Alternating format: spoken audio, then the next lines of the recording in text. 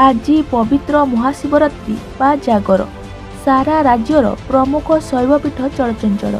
सेहीपरि केन्दुझर जिला घटगा अंचल प्रमुख शिव मंदिर यथा टिकेश्वर, विश्वनाथ, बेलेश्वर एवं कुंडेश्वर समेत समस्त शिव मंदिर में भक्तों प्रबल भीड़ देखा मिली।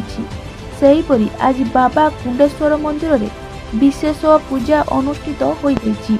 आज प्रभु कुंडेश्वर रुद्राभिषेक पर महाकाल बेश, जोगी बेश, बड़सिंगार बेश अनुष्ठित होइथिला, जहाँ बहु दूर दूरांतर लोके आसी प्रभु को बड़सिंगार बेश दर्शन करिसेंती। सेहीपरि उक्त मंदिर में चलित वर्ष प्रथम जागर पालन करा जाउथिबा बेले अमरजीत सेवा ट्रस्ट अंचल समस्त माँ भौणी सहयोग आज पवित्र दिवस सुरुखुरुरे कार्य संपादन हेउथिबा ट्रस्टर मुख्य तथा मंदिर प्रतिष्ठाता विजय कुमार पल्लेई कहिसेंती।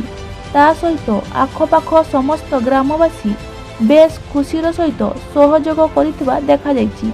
केन्दुझरु कृष्णलाल नायक रिपोर्ट, कलिंग न्यूज। मो ना रीमामणि महांत, कुंडापिठार। आमे आम कुंडेश्वर मंदिर रे ए वर्ष प्रथम जागर होउची। आ बहुत खुशी लाଗୁଛି कि माने चारि गाँव लोक एठी आमे समस्ते एकाठी एकत्रित होई जागर मेला करूचु। तापर आज आमर मंदिर रे रुद्राभिषेक भी हैला। तापर बहुत भोग भी प्रसाद भी दिया होउची समस्त को।